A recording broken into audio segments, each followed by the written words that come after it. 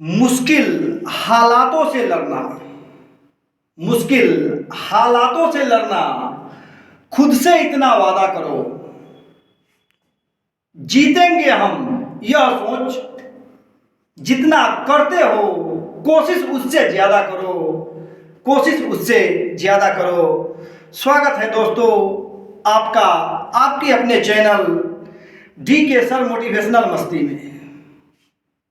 दोस्तों आज हम लोग परीक्षा के ख्याल से जो तैयारी कर रहे हैं वह याद कैसे हो, याद कैसे रह जाए एग्जाम तक ही का है, उससे आगे भी पूरी जिंदगी याद रखने की बात है। इसके लिए क्या करें, कैसे करें, कितना करें, यह बहुत विचारणीय प्रश्न है। यदि आप इसको पूरी तरह समझ लिए, यकीन मानिए आपका याद करना, आपका याद रखना बहुत आसान हो जाएगा। अभी एग्जाम का समय आ गया है। आप यदि मैट्रिक के एग्जाम दे रहे हो, इंटर का एग्जाम दे रहे हो या फिर कंपटीशन का एग्जाम दे रहे हो, सब जगह यह काम आएगा।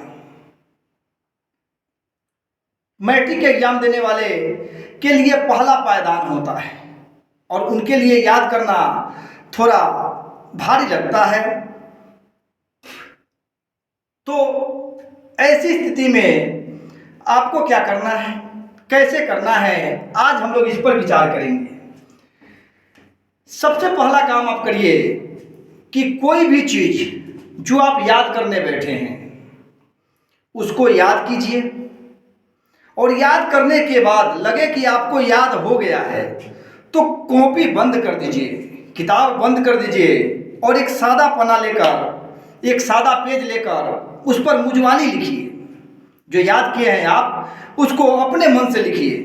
लिखने के बाद में उस कॉपी से मिलाइए, देखिए कहाँ गलती हुई है, फिर उसको दोबारा याद कीजिए, फिर उसको लिखिए। ऐसा 2-3 बार जब आप करते हैं तो आपका वह याद कंठस्थ हो जाता है और बहुत सटीक और बहुत बढ़िया याद होता है। थोड़ा सा मेहनत, अभी हमने कहा कि जितना कोशिश करते हो उससे कोशिश ज्यादा करो।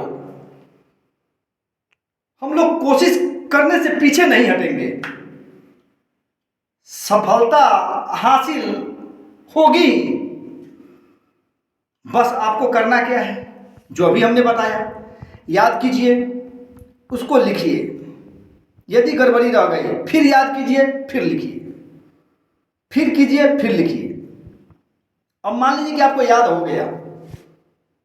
जब याद हो गया वह, तो उसके बाद क्या करना है, छोड़ नहीं देना है।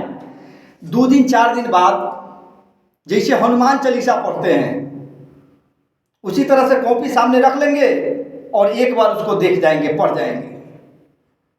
आपका जो याद किए थे फिर रिवीजन हो गया, ताजा हो गया। फिर कुछ दिन के बाद उसको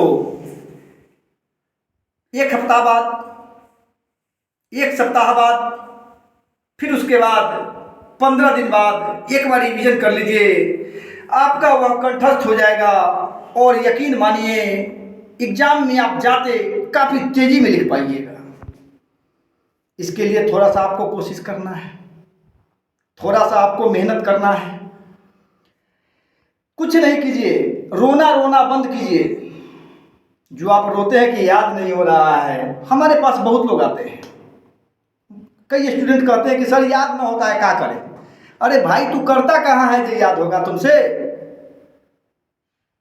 मैं कहता हूं उनको और आपसे भी कह रहा हूं, आप कॉपी ले लीजिए, फिर से सुनिए, आप कॉपी ले लीजिए, उसको याद कीजिए। जब याद लगे कि याद हो गया, बंद कर दीजिए, किसी सादा कागज पर उसको लिखिए, फिर मिलाइए, फिर कीजिए, 2-3-4 बार कीजिए।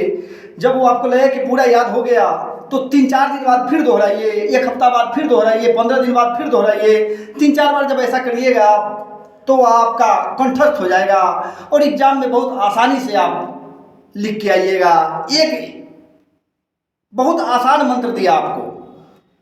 बहुत लोग एग्जाम के समय आ गया है तो कहते हैं कि बुद्धि बढ़ावे वाला दवाई, क्या क्या करते हैं। डॉक्टर वैद्य की कमी नहीं है भाई, लेकिन याद रखिए सबसे बड़ा डॉक्टर आपका आपका आत्मविश्वास है। सबसे बड़ा डॉक्टर आपका आपकी कोशिश है। कहा कोशिश करने वालों की कभी हार नहीं होती। इसलिए किसी अन्य साधन के भरोसे न रह के आप लगातार अभी से कोशिश में लग जाइए। महीना डेढ़ महीना बचा हुआ है एग्ज़ाम का, और आप अभी से यदि लग जाइएगा, यकीन मानिए आपका बहुत बढ़िया नंबर आएगा, आप बहुत बढ़िया से पास कीजिएगा। और फिर आपको उस समय हमारी बातें याद आएंगी कि नहीं सर ने कहा था और हमने किया, देखिए आज हम कहाँ हैं। आपकी सफलता आपको हमारी याद जरूर दिलाएगी।